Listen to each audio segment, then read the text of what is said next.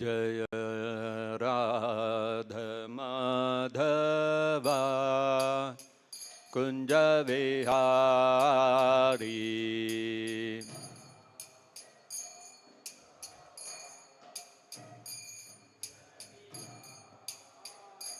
जय राधा माधवा कुंज विहारी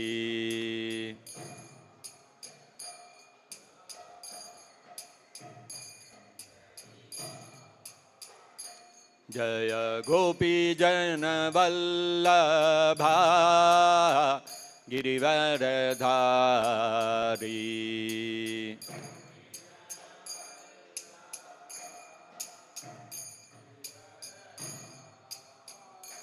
जय गोपी जन वल्लभा गिरिवरधारी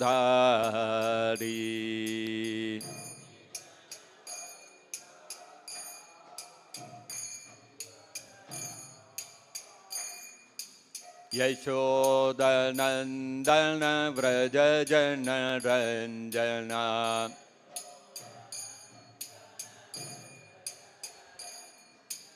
यशोदनंदन व्रज जन रंजना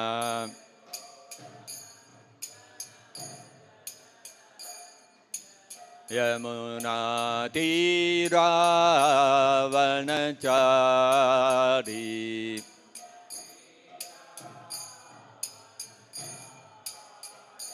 यमुना तीरावनचारी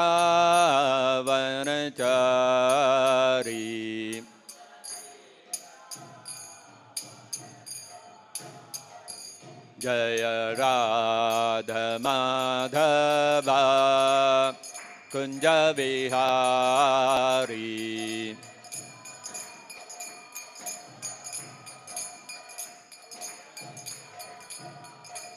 जय गोपी जन वल्लभा गिरिवरधारी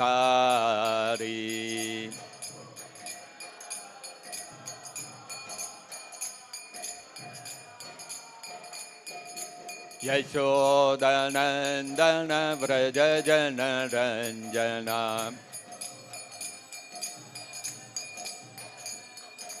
यमुना तीरावनचारी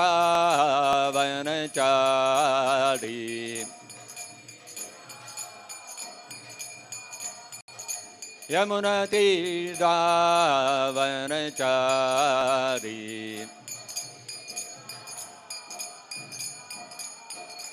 जय राधा माधवा कुंज विहारी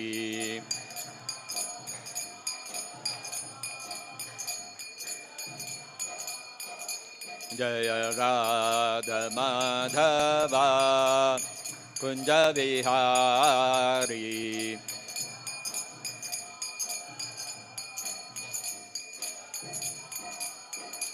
जय कृष्ण रुक्मिणी जय सत्यभामा कृष्ण रुक्मिणी जय सत्यभामा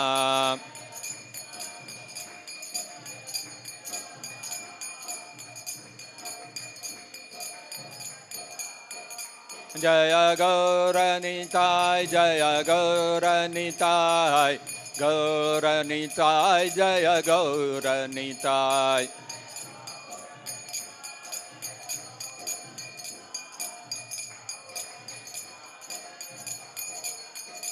जय विश्वगुरु Srila Prabhupada विश्वगुरु Srila Prabhupada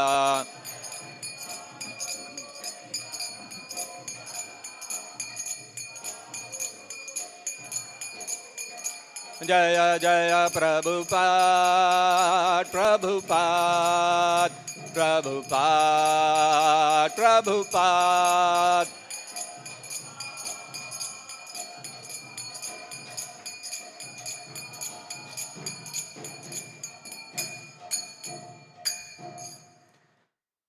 Jamishabad Paramahansa Parivrajaka Acharya Ashtottara Shata Shri Srimad His Divine Grace Vishwaguru Śrī Bhaktivedanta Swami Śrīla Prabhupāda Ki Jai. Jai Mishrapat Paramahansa Parivrajaka Ashtotari Sata Shri Srimad His Divine Grace Śrīla Bhakti Siddhanta Saraswati Goswami Maharaj Ki Jai Ananta Koti Vaishnava Vrinda Ki Jai Prem se Kaho Shri Krishna Chaitanya Prabhu Nityananda Shri Advaita Gadadhar Shri Vasadi Gaura Bhakta Vrinda Ki Jai Grantharaj Srimad Bhagavatam Ki Jai Shri Shri Krishna Rukmini Satyabhama Ki Jai Shri Shri Gaur Nitai Ki Jai Vishwa Guru Śrīla Prabhupāda Ki Jai Nitai Gaur Premanande Hari Hari Bol Om Namo Bhagavate Vasudevaya Om Namo Bhagavate Vasudevaya Om Namo Bhagavate Vasudevaya.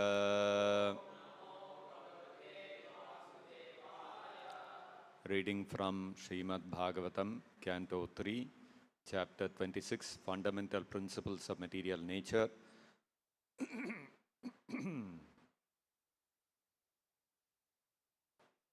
Verses 62 onwards. 62 is a short purport.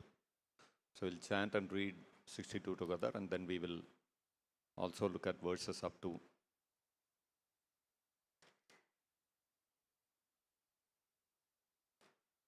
verse 71.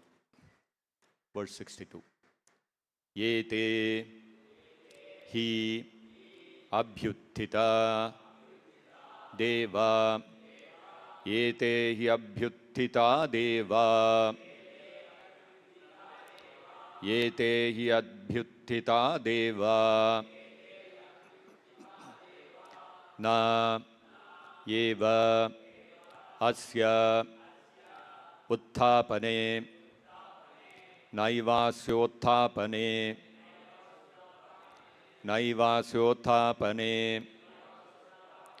asakan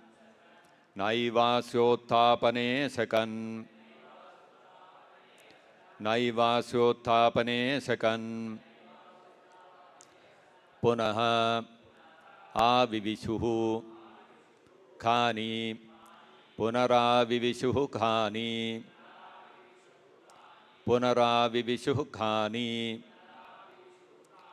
tam utthapayitum kramat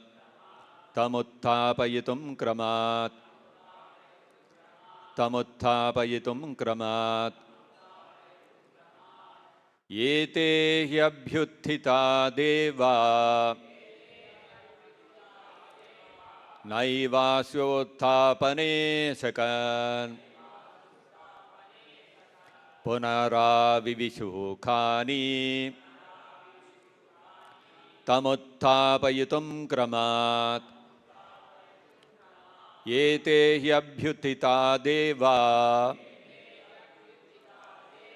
naivasyothapane sakan punaravivishuhu khani tamutthapayitum kramat.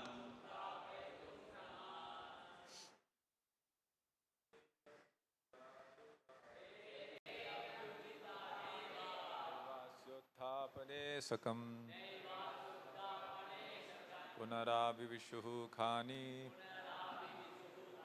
tamutthapayitum kramat yete hi abhyuttita deva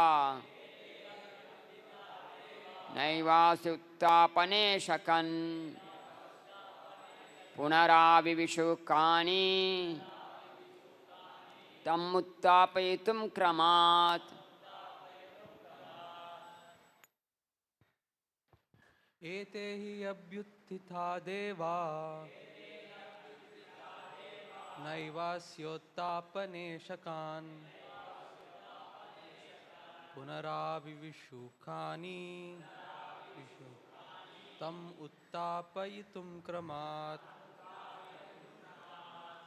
Ete, these, he, indeed, abhyuttitaha, manifested, devaha, demigods, na, not, eva, at all, asya, of the Virat Purusha, Utthapane, in waking, Ashakan, were able, Punaha, again, Abhivishuhu, they entered, Khani, the apertures of the body, Tham, him, Utthapayitum, to awaken, Kramat, one after another.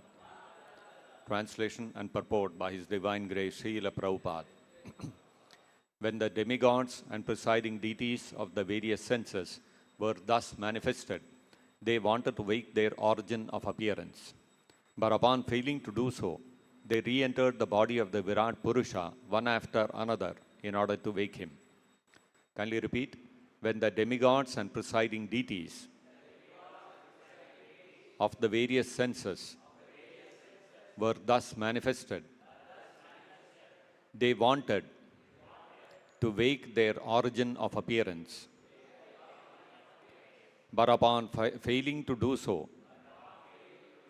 they re-entered the body of the Virat Purusha one after another in order to wake him.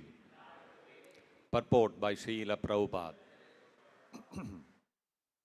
In order to wake the sleeping deity controller within, one has to rechannel the sense activities from concentration on the outside to concentration inside. In the following verses, the sense activities which are required to wake the Virat Purusha will be explained very nicely. Verse number 63. Vaknirvacha mukam bheje nodatishtat tada virat Granena nasike vayur nodatishtat tada virat. Translation. The god of fire entered his mouth with the organ of speech, but the Virat Purusha could not be aroused. Then the god of wind entered his nostrils with the sense of smell, but still the Virat Purusha refused to be awakened. Text 64. Akshini chakshushadityo nodatishtat tada virat Shrotrena karnau chadisho nodatishtat tada virat. Translation. The sun god entered the eyes of the Virat Purusha with the sense of sight, but still the Virat Purusha did not get up. Similarly, the predominating deities of the directions entered through his ears with the sense of hearing, but still he did not get up. Text 65. Tvacham romabhirroshadhayo, Tvacham romabhirroshadhyo nodatishtat tada virat redasa shishnam mapastu nodatishtat tada virat. Translation. The predominating deities of the skin, herbs, and seasoning plants entered the skin of the Virat Purusha with the hair of the body, but the cosmic being refused to get up even then. The god predominating over water entered his organ of generation with the faculty of procreation, but the Virat Purusha still would not rise. Text 66. Gudam mrityurapanena nodatishtat tada virat hastavindro balenaiva nodatishtat tada virat. Translation. The god of death entered his anus with the organ of defecation, but the Virat Purusha could not be spurred to activity. The god Indra entered the hands with their power of grasping and dropping things, but the Virat Purusha would not get up even then. Vishnur gatyaiva charanau nodatishtat tada virat nadir nadyo lohitena nodatishtat tada virat. Translation. Lord Vishnu entered his feet with the faculty of locomotion, but the Virat Purusha refused to stand up even then. The rivers entered his blood vessels with the blood and the power of circulation, but still the cosmic being could not be made to stir. Text 68. Kshutridbhyam udaram sindhur nodatishtat tada virat hridayam manasa chandro nodatishtat tada virat. Translation. The ocean entered his abdomen with hunger and thirst, but the cosmic being refused to rise even then. The moon god entered his heart with the mind, but the cosmic being would not be roused. Text 69. Buddhya Brahmapi Hridayam Nodatishtattada Virat Rudrobhimatya Hridayam Nodatishtattada Virat. Translation. Brahma also entered his heart with intelligence, but even then the cosmic being could not be prevailed upon to get up. Lord Rudra also entered his heart with the ego, but even then the cosmic being did not stir. Text 70. Chittena hridayam chaityaha kshetrajnaha pravishadyada virat tadaiva purushaha salila dudatishtata. Translation. However, when the inner controller, the deity presiding over consciousness, entered the heart with reason, at that very moment, the cosmic being arose from the causal waters. Text 71. Yatha prasuptam purusham pranendriyamanodhyaha prabhavanti vinayena nothapayitum ojasa. Translation. When a man is sleeping, all his material assets, namely the vital energy, the senses for recording knowledge, the senses for working, the mind, and the intelligence, cannot arouse him. He can be aroused only when the Supersoul helps him. Purport by His Divine Grace Śrīla Prabhupāda. The explanation of Sankhya philosophy is described here in detail in the sense that the Virat Purusha, or the universal form of the Supreme Personality of Godhead, is the original source of all the various sense organs and their presiding deities. The relationship between the Virat Purusha and the presiding deities or the living entities is so intricate that simply by exercising the sense organs which are related to their presiding deities, the Virat Purusha cannot be aroused. It is not possible to arouse the Virat Purusha or to link with the Supreme Absolute Personality of Godhead by material activities. Only by devotional service and detachment can one perform the process of linking with the Absolute. Thus ends the Bhaktivedanta purport. Om Ajnanatimmirandhasya Jnananjanashalakaya Chakshurunmilitam Yena Tasmai Shri Gurave Namaha. Namo Vishnupadaya Krishna Preshtaya Bhutale Srimate Bhaktivedanta Swaminiti Namine. Namaste Saraswate Deve Gauravani Pracharine Nirvishesha Shunyavadi Paschatya Desatarine. Jaya Shri Krishna Chaitanya Prabhu Nityananda Shri Advaita Gadadhara Shri Vasadi Gaura Bhakta Vrinda. Hare Krishna Krishna Krishna Hare Hare, Hare Rama Rama Rama Hare Hare. Mokam karoti vachalam pangum langhayate girim yat kripatamaham vande Shri Gurum Deenataranam. 5,000 years ago, when the earth was burdened by kings who were interested only in self-aggrandizement, they were only interested in increasing economic development, increasing their territories, increasing their influence in the world. The situation was similar to what is happening in the world today.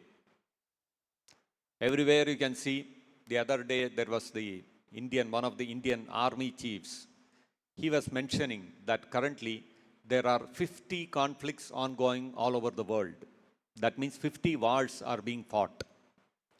Somewhere Ukraine and Russia are at war. Another place Iran and US are at war. Somewhere else in some other African country there is some other war going on. India and Pakistan, another kind of thing going on. Pakistan and Afghanistan, another war going on. So everywhere conflicts. And everywhere, all the leaders in the world are only talking about economic development, how to improve the economic condition of the people, how to increase nationalism, how to increase the boundaries of our influence, how to become the number one superpower in the world, etc., etc. China is in the race for that. India is far behind, but India is also aspiring. United States wants to keep its hegemony, and it's going on like this. And Russia, they want to oppose. So similar kind of situation was prevailing 5,000 years ago also. So at that time, Mother Earth became very aggrieved that the leaders of the world are not protecting and promoting dharma. They are not looking after the welfare of the citizens, real welfare of the citizens, by ensuring that everyone follows dharma. So Mother Earth became very aggrieved, and she approached Lord Brahma, saying that this is my condition, very pitiable, and she was crying. So Brahma took her to, along with all the other devatas, he took her to the shore of the milk ocean, Shvetadvipa, Kshira Sagara. He went there and then he meditated upon Vishnu.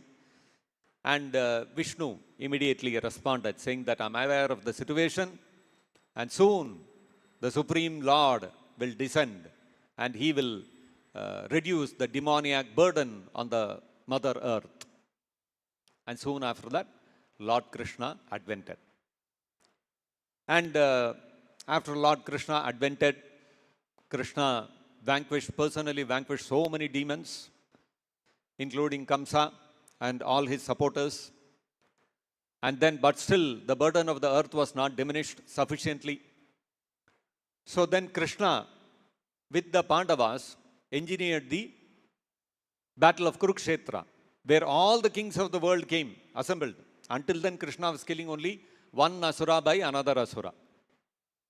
So, but then, that was not enough. Krishna wanted to wholesale, complete, one shot finish off all the demoniac kings.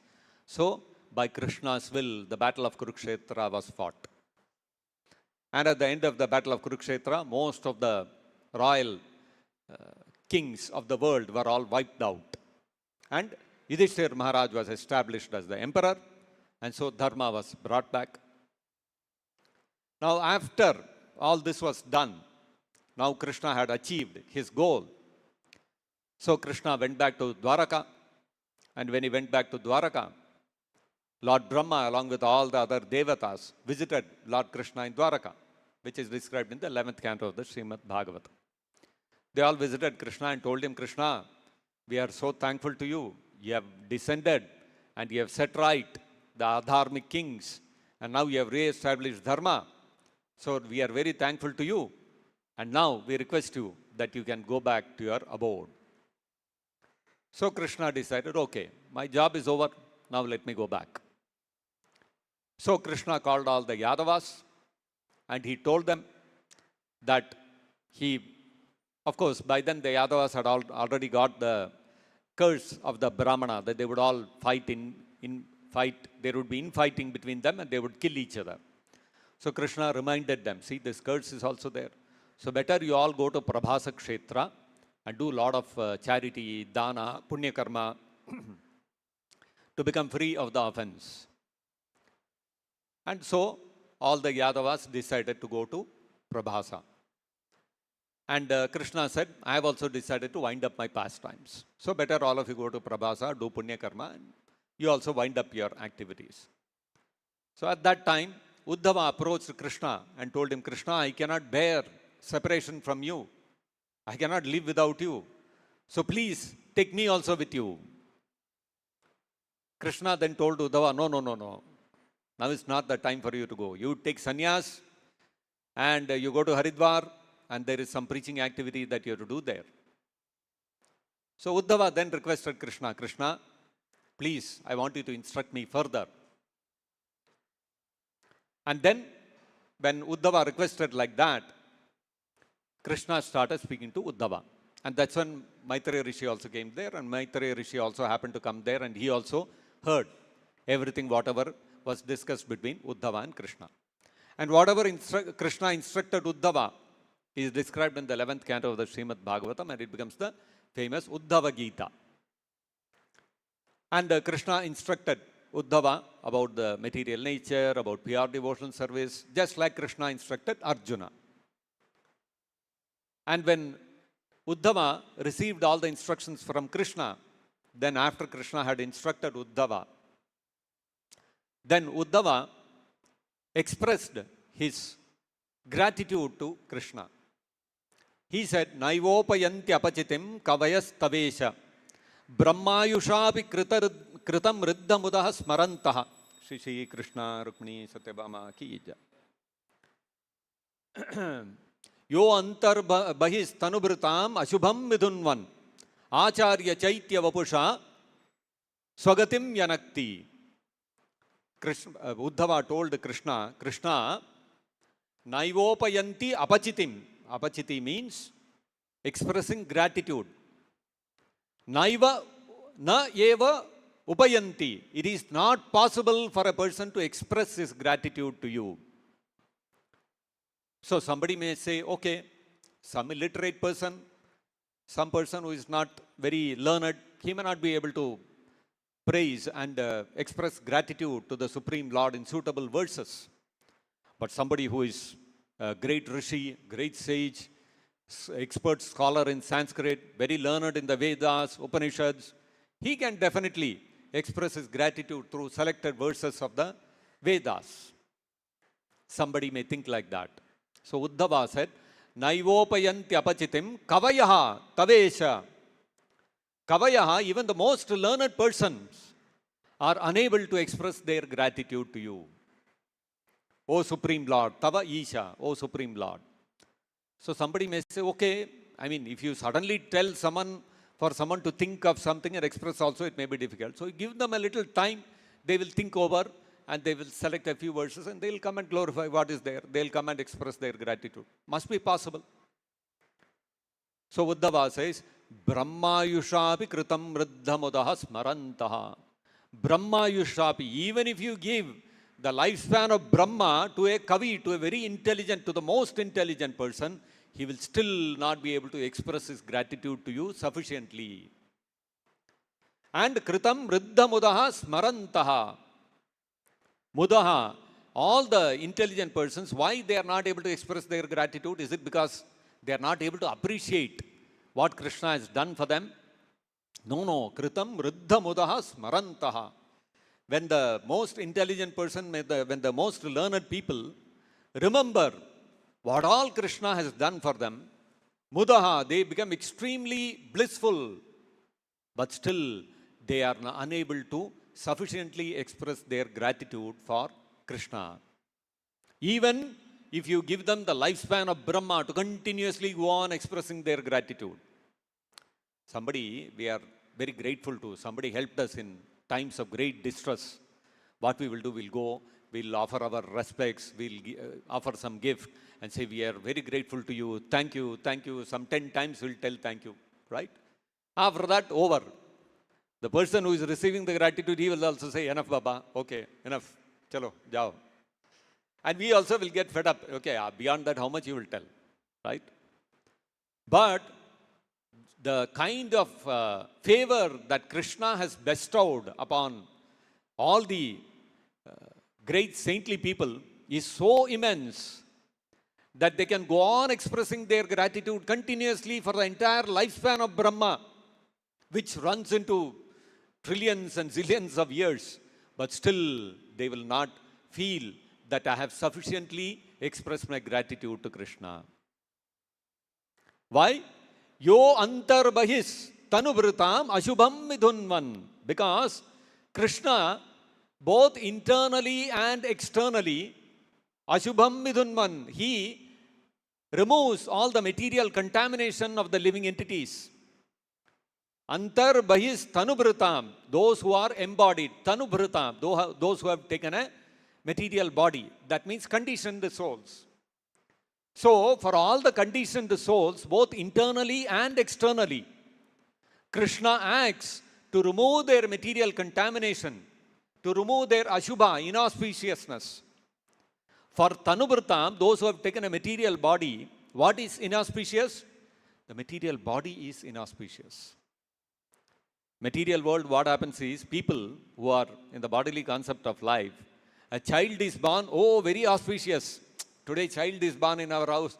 There will be celebration. There will be distributing of sweets, and everybody will be smiling. They think very auspicious. But Uddhava is saying, taking this body itself is the most inauspicious thing in this world. Why? Because the moment you take this body, you come under the influence of the three modes of material nature. You come under the control of the stringent laws of material nature. And you have to undergo birth, death, disease, old age. These things get imposed upon you. You have no choice. You cannot say that, no, I don't want to become old. It's my choice. I don't want to become diseased. You cannot say.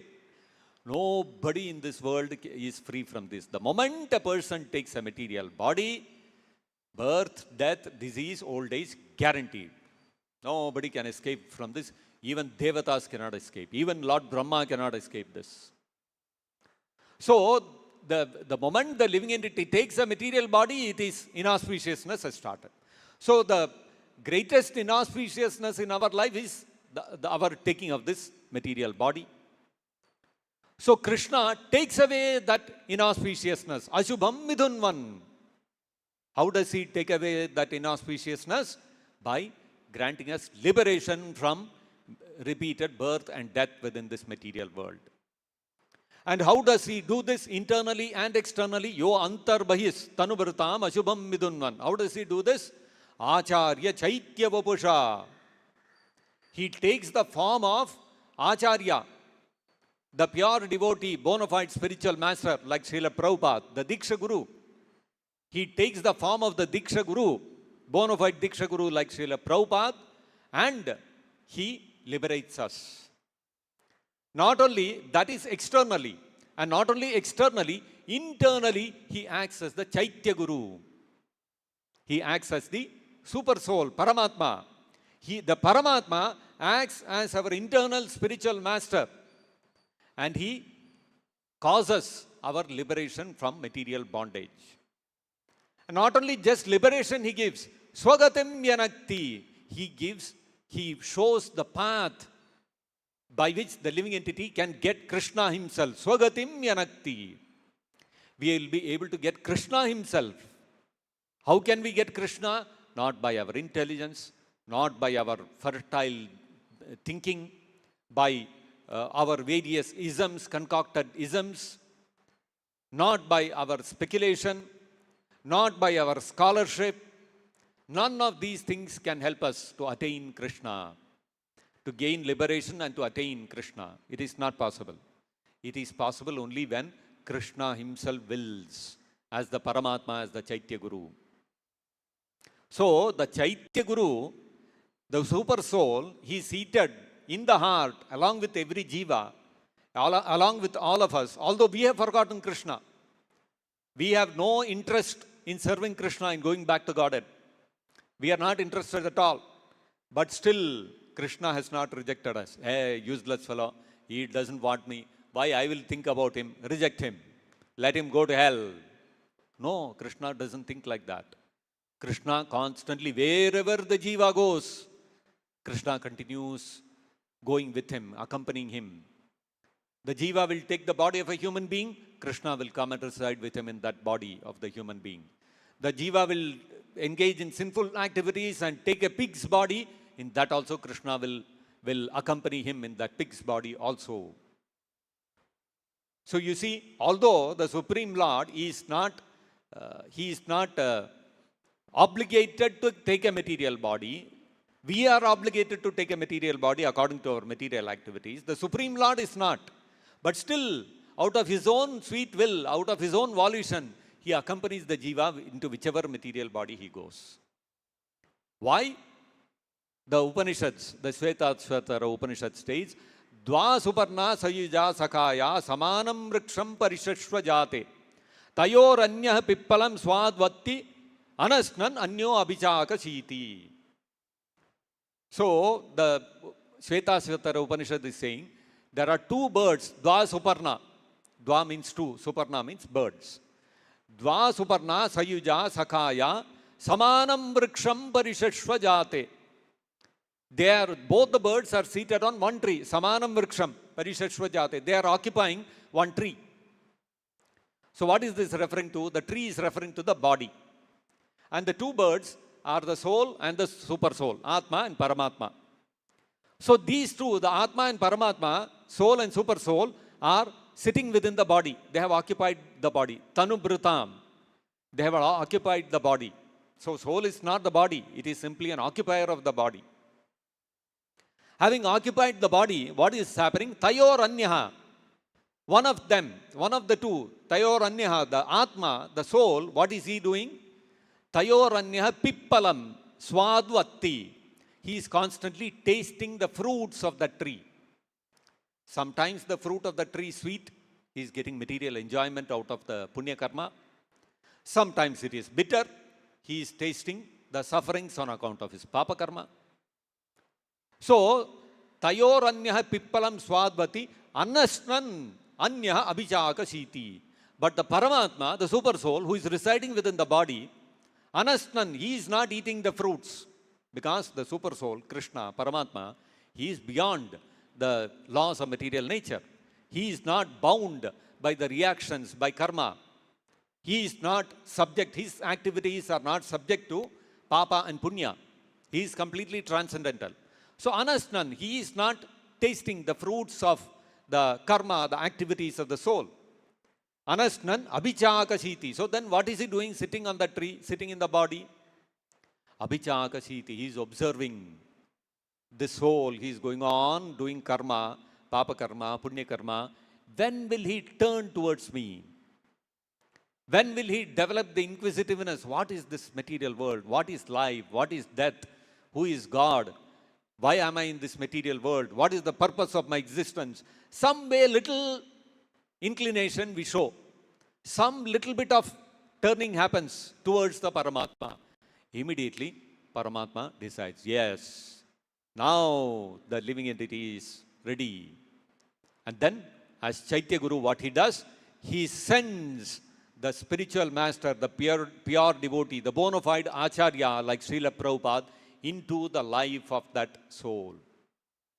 And this has happened to all of us, no? We were not searching for a pure devotee. We were not searching for a guru, Diksha Guru. We didn't even know what is a Diksha Guru. For us, Guru meant our class teacher in our classroom. That's the Guru, right? What is Adhyatmika Guru, spiritual master? What is Acharya? No idea.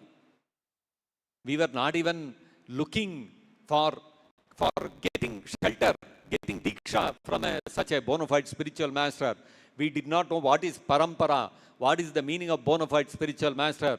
Bona fide spiritual master means, as Śrīla Prabhupāda says in the 4th canto of the Srimad Bhagavatam, that one who is authorized by his predecessor spiritual master, who in turn is authorized by his predecessor spiritual master, one who is authorized like this in a bona fide parampara, he is called a bona fide spiritual master.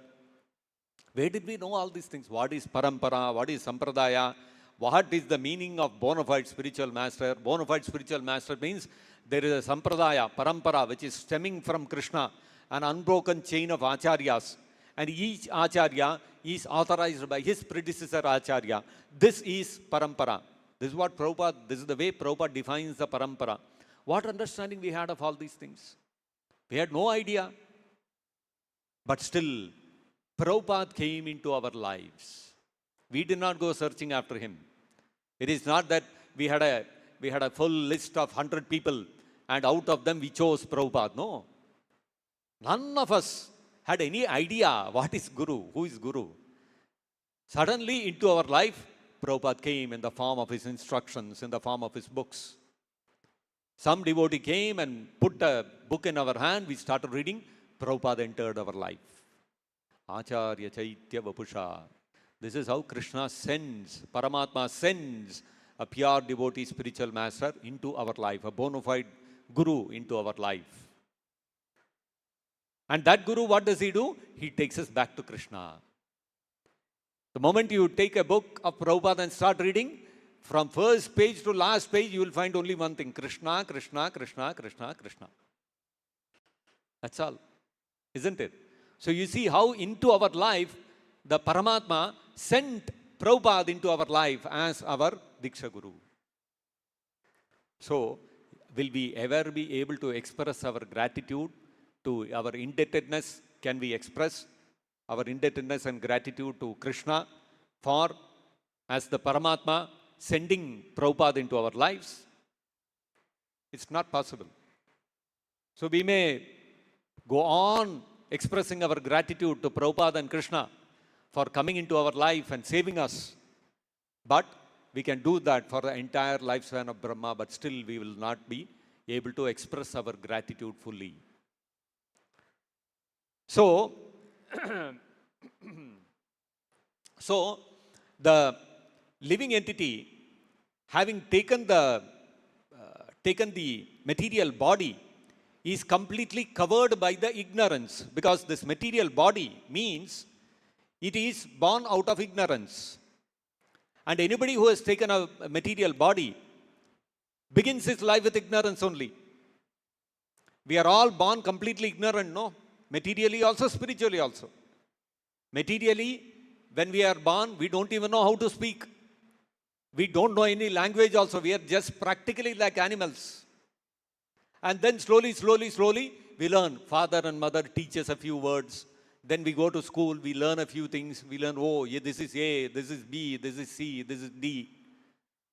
Nobody is born, no, saying that I am an English professor. As soon as he is born, he starts speaking Shakespeare in English. Nobody is born like that. Everybody is born illiterate. Don't know how to speak, don't know how to read, don't know how to write. This is how we are all born. So the body is a source of ignorance. And practically, we are sleeping. So, although we are born into both material and spiritual ignorance, that material ignorance gets easily uncovered. We see the world, we learn a lot of things, we go to school, we learn how to read, write. So, that material ignorance slowly gets dissipated. But spiritual ignorance doesn't get dissipated. Krishna says in the Bhagavad-gītā, Yasyam jagrati bhutani sa nisha pasyato munehe. And Yasyam, what is that verse? Anybody remembers? That when, what is night for the living entities is the time of awakening for the saintly person. Ya nisha sarva bhutanam tasyam jagrati samyami. So, ya nisha sarva bhutanam. All the living entities, what is night for the living entities, what is the time of sleep for the living entities, to that the sage, the saintly person is awake. Tasyam jagrati samyami. Samyami means one who is able to control his senses. He is a self-realized person. He is a self-controlled person.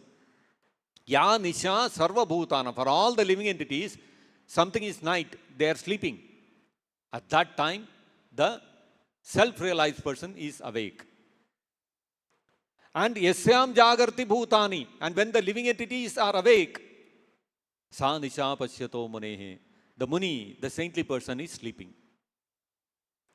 So Krishna has beautifully described this. What Krishna is saying is, Ya nisha sarva bhutanam. All living entities are asleep to what?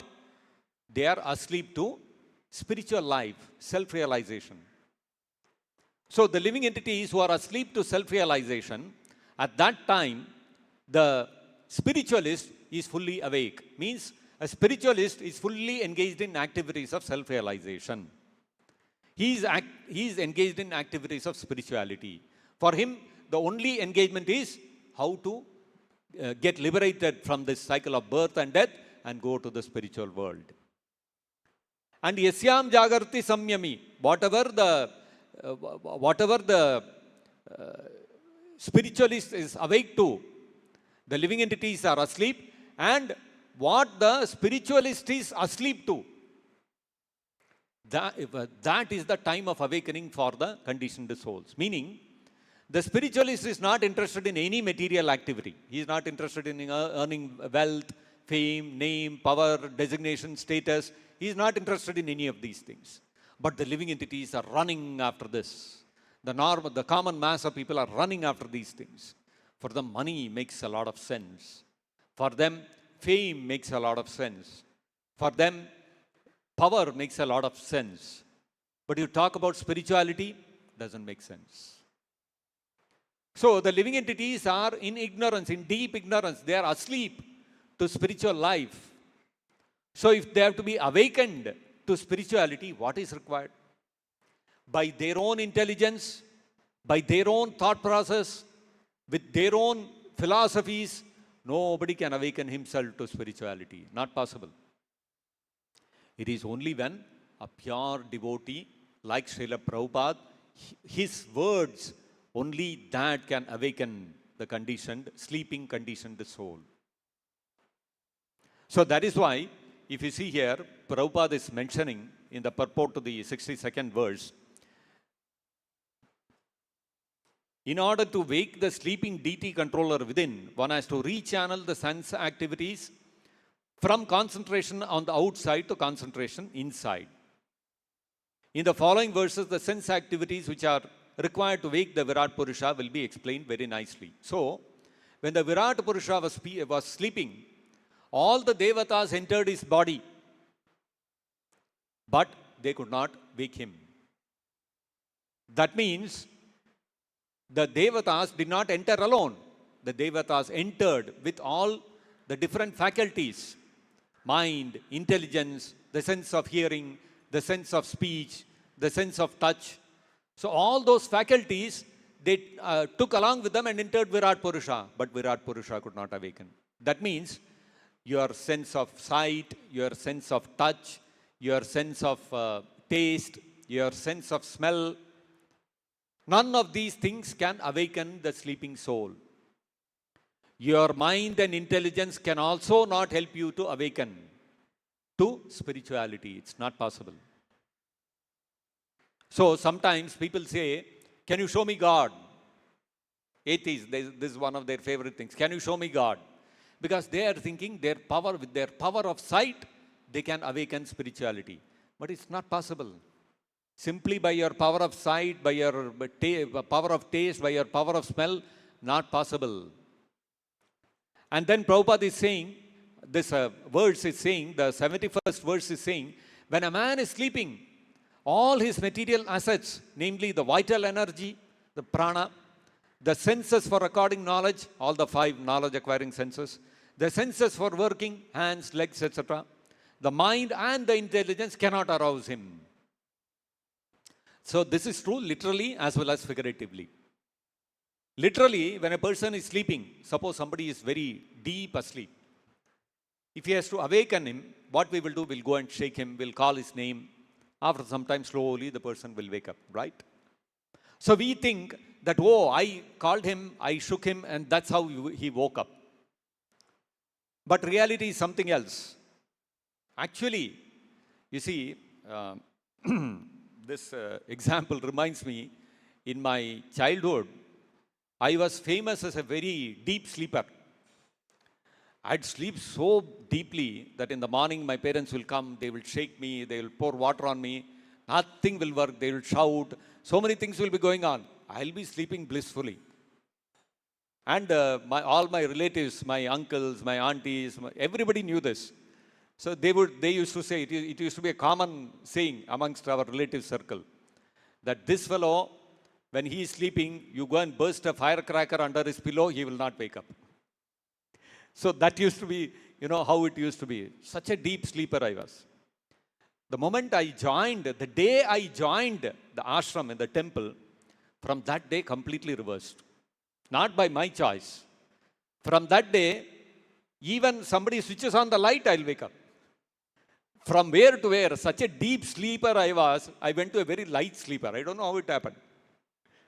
So you see, when somebody is a deep sleeper, somebody may go shake him, call him, he will not wake up. You burst a firecracker under his pillow, he will not wake up.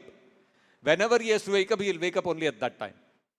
That means, unless the Paramātmā helps, even literally, a person cannot wake up from his sleeping. And you see how I was such a deep sleeper, after I joined the temple, suddenly I became a light sleeper. How did it happen? It was not by my choice. I did not have any control on that.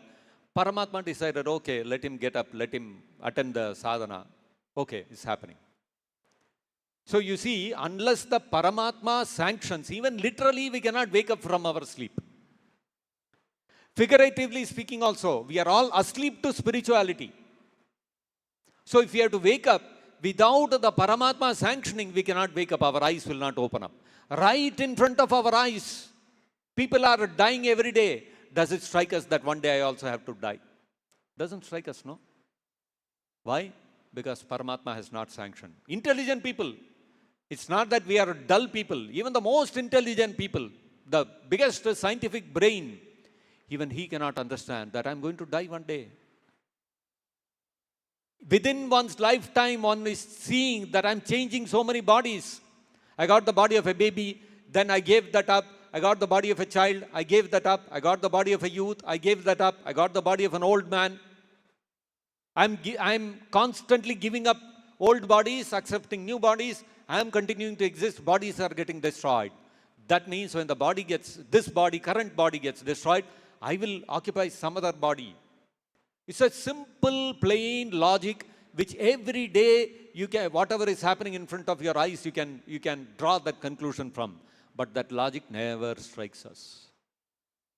Why? Because Paramātmā has not sanctioned.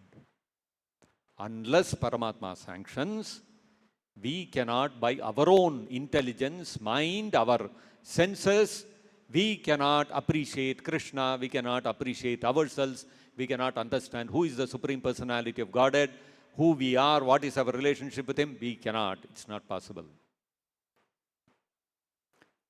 So therefore, Prabhupada is, this Bhagavatam is saying, Kapiladeva is saying, he can be aroused only when the Supersoul helps him. So you see, we are so much dependent upon Paramātmā for waking up, literally as well as figuratively. So all of you, if you are sleeping and in the night, if you want to get up for Mangalarti, please pray to Paramātmā. Paramātmā, please wake me up. Don't think that every day you are waking up and coming for Mangalarti. Oh, see, I am pakka in my sadhana. I am able to wake up every day. Look at this, other devotee is not able to wake up. You are not waking up. Paramātmā is waking up. So, if you are able to wake up and come for sadhana, so please, you have to thank Paramātmā. Oh, Paramātmā, Krishna, you woke me up. I am so grateful to you, thankful to you. Right? So, figuratively as well as literally. And even to come to Krishna consciousness also, when we study Prabhupada's books, we should not become arrogant, thinking that, oh, see, I understood, I figured it out. I am very sharp, I am very intelligent. I understood that I am not the body, I am spirit, soul. Krishna is Supreme Personality of God. Others have not understood. I understood. No, sir, you cannot understand. Krishna has revealed within your heart. Prabhupada, the spiritual master, has revealed within your heart. That's how we are able to understand.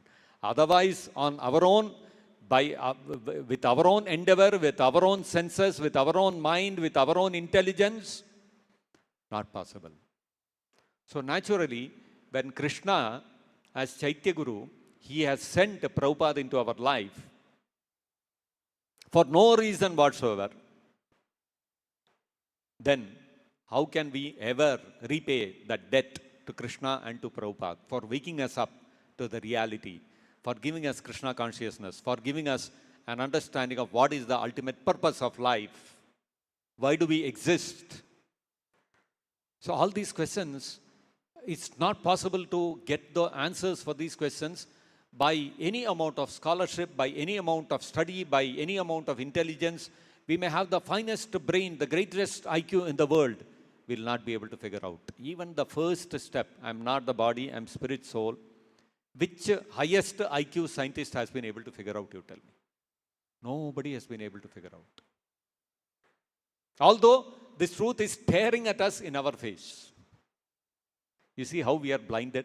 That means we are completely sleeping. When you are sleeping, if somebody comes in front of you, some danger comes in front of you, or some opportunity comes in front of you, will you be able to make out? You cannot make out. Your senses are all there. Your sense of sight is there, sense of smell is there, sense of hearing is there, sense of taste is there, sense of touch is there. All the senses are there. Your mind and intelligence is also there. You are dreaming. You're dreaming, I'm a king, I'm enjoying, and all these kind of things you're dreaming. That means your mind and intelligence is active. Outside, one tiger is coming to eat you. Will you be able to figure out? You cannot figure out, no. Why? Because you are asleep. When you are asleep, you become unaware of the reality. What is there around you.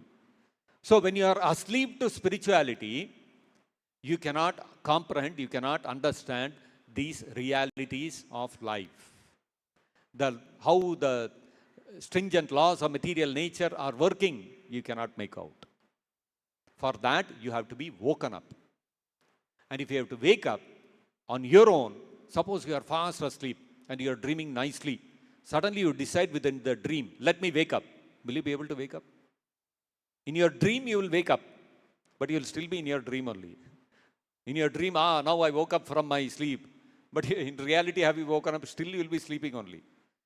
So, when somebody is sleeping out of his own intelligence and mind, very sharp intelligence. I'm the greatest scientist in the world. I'm sleeping. In my sleep, I decide, I want to wake up, and I wake up. Possible? Not possible. When the Paramātmā sanctions, then only you can wake up. So similarly, when we are asleep to spiritual life, spiritual knowledge, spiritual reality, these facts of life, although they are staring at us in our face, we will not be able to comprehend. We will not be able to appreciate. Because we are deep asleep.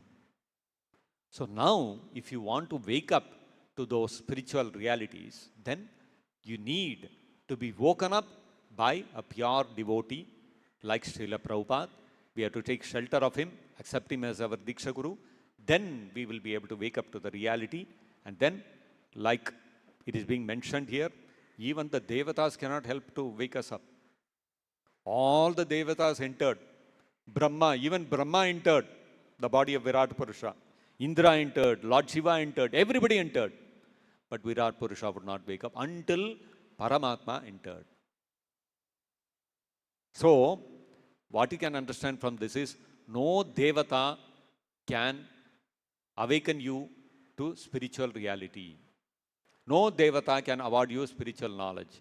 No Devata can awaken you and give you understanding of who you are, what is your constitutional position, who is the supreme absolute truth, and what is your relationship with him, where is the spiritual world, what is the purpose of human life. They cannot, none of the Devatas can help you. It is only Paramātmā. When Paramātmā decides and he sends a pure devotee, bona fide spiritual master into your life, that spiritual master will awaken you to these realities of life. So therefore, we are all extremely fortunate souls that we have been woken up, at least partially. At least we have slowly started opening our eyes. At least to that, we are not completely in deep sleep, completely unaware of what is around us. At least theoretically, we have understood certain things. Only because of the causeless mercy of Guru and Krishna, Śrīla Prabhupāda and Krishna. And so therefore, we should always remain indebted to the spiritual master, to Śrīla Prabhupāda, our Diksha Guru, initiating spiritual master, and to Krishna for awakening us to this reality. And if we are really, truly grateful to Krishna and to Guru, we have to try to serve we have to try to render service. We have to serve the spiritual master and Krishna and their mission. Then we will be at least able to, in some way, express a little bit of our gratitude. So that is natural. Whenever we receive some invaluable gift from someone, we feel indebted and we want to render some service in return as a token of our gratitude. So similarly, when we have received such an invaluable thing which is not available, Brahmanda Brahmate Kona Bhagyavan Jeev, neither Lord Brahma nor Lord Shiva, none of the Devatas, not Varuna, Chandra, Surya, nobody can give us this. And that has been given to us, Krishna, life of Krishna consciousness has been given to us by His Divine Grace, Śrīla Prabhupāda. So, we have to render some service to His mission, in some feeble way we can express our gratitude to Śrīla Prabhupāda for saving us, for opening our eyes, for awakening us all who were deeply in sleep. with respect to spiritual life. So these are some of the things which we can understand from these verses and the purports of Śrīla Prabhupada. If anybody has any question or comment, we can discuss.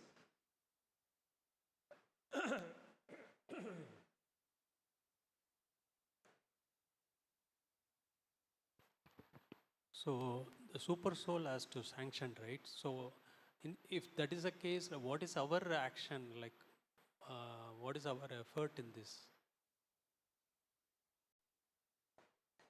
If we have to be woken up by Krishna, Paramātmā, what is our effort? Yeah. So as I mentioned, we have to, as living entities, the living entity,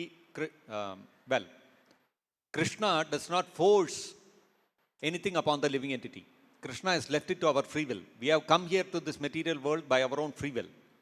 So, but Krishna is accompanying us as Paramātmā.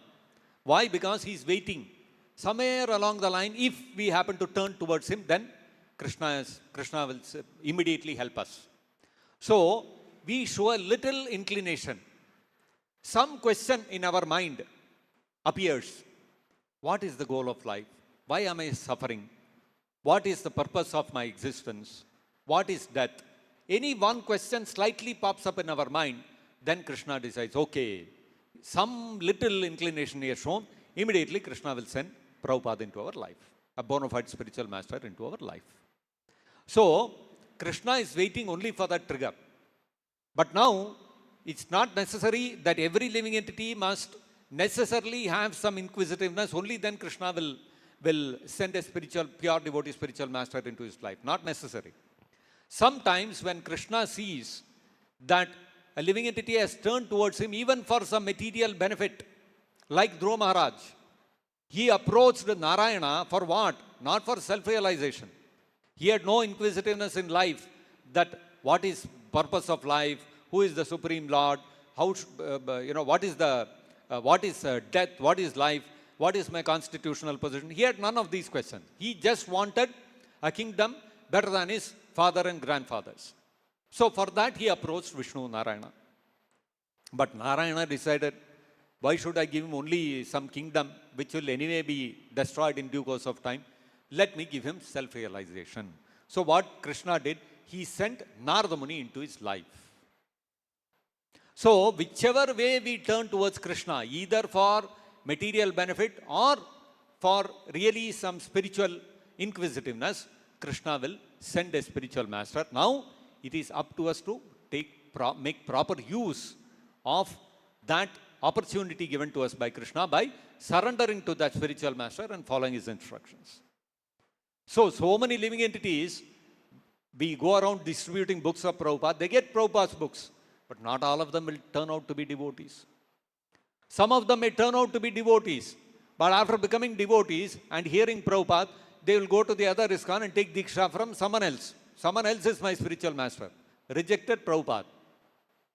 Why? So, Krishna sent Prabhupada into your life as the spiritual master, and Prabhupada, as your Diksha Guru, opened your eyes. He gave you all knowledge, and instead of recognizing Prabhupada, that Prabhupada is the one who gave transcendental knowledge to me, Prabhupada is the one who saved me, so he is my Diksha Guru. Instead of surrendering to him, you go and surrender somewhere else. Then what can be done? So, whether it is by Artho, Jijñāsur, Artharthi, Jnani cha Bharatarshava, one can approach Krishna out of 4 reasons: out of inquisitiveness, out of knowledge, out of distress, or in need of some money or some position. Any way you approach Krishna, Krishna will bestow his blessings upon you by sending a spiritual master into your life, pure devotee, bona fide.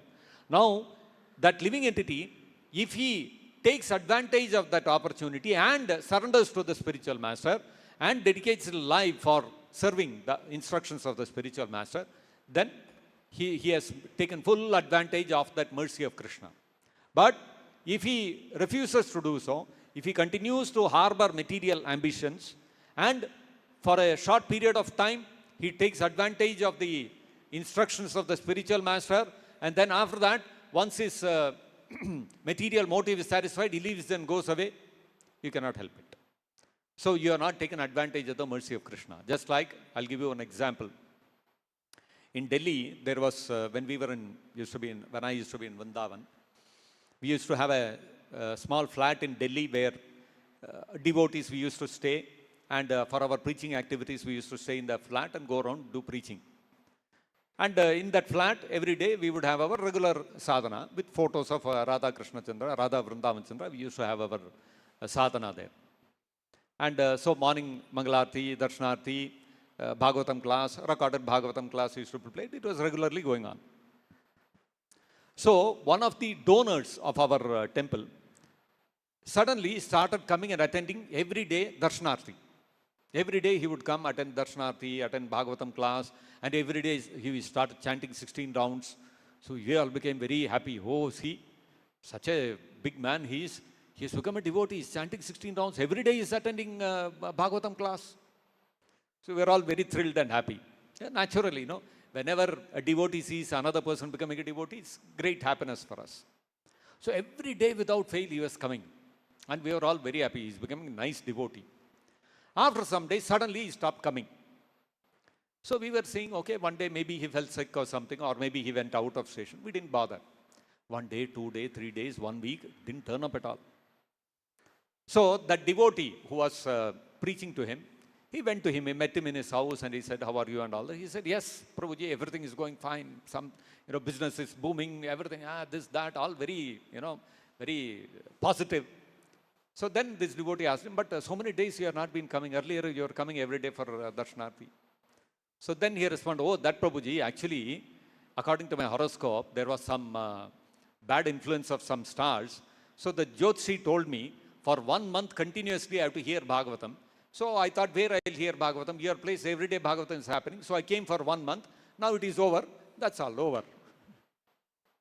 So you see, that man's life, he had some material problem to solve, but Krishna sent Prabhupada into his life. He started hearing from Prabhupada Bhagavatam every day, but then after 1 month he gave it up. So Krishna's mercy came into his life, but he could not take advantage of it. So as Paramātmā, in whatever way you turn towards Krishna, Krishna will send a bona fide spiritual master into your life. But you have to now take advantage of that. You have to hold on to the lotus feet of that spiritual master. If you don't hold on, it's your misfortune. So the effort that we have to put is, somehow we have to turn towards Krishna, either for some material benefit or for spiritual benefit. Bhagavatam also says, Akamaha sarvakamo ma moksha kama udaradhihi tivrena bhaktiyogena yajeta purusham param. That whether you have sarva kama, you are filled with all material desires. I want to become the king of the universe. I want to become Brahma. Whatever material desire you have. Or akama, you have no desire at all. Or moksha kama, you want liberation. Whatever is your desire, render intense, pure devotional service to Krishna. Why? Because if you turn towards Krishna, Krishna will send a pure devotee spiritual master into your life, and there is a great opportunity, chance that you will be able to take up the path of pure devotional service, perfect your life and go back to Godhead. But that's the effort you have to put. Krishna will not force you. Krishna will present the opportunity to you. He will send the pure devotee spiritual master into your life. After that, you have to hold on to him. Instead, you say, no, I want to choose between 100 spiritual masters. I will choose who my spiritual master has to be. Krishna already sent the spiritual master into your life. Who are you to choose? You have no ability to choose spiritual master. But you decide, no, I want to choose. Okay, go. What can be done? So, that's the effort we have to put. That Krishna sent Prabhupada into my life. I have to grab Prabhupada's lotus feet. I should not let go of it. I have to beg him for my shelter. I have to accept him as my Diksha Guru. Eternally, lifetime after lifetime. Janme Janme Prabhu se. Every day we sing, no? Guru Puja time. Janme Janme Prabhu se. That means we grasp Prabhupada's lotus feet. Krishna has sent you into my life. I am not going to leave you now. That's the effort we have to put. So we need to keep on put our devotional service, and whenever the Supersoul decide, that will give the opportunity. Is that? Not necessarily devotional service. I gave the example of Dhruva Maharaj. Dhruva Maharaj just wanted a kingdom, that's all. So, Krishna saw, somehow he has come to me.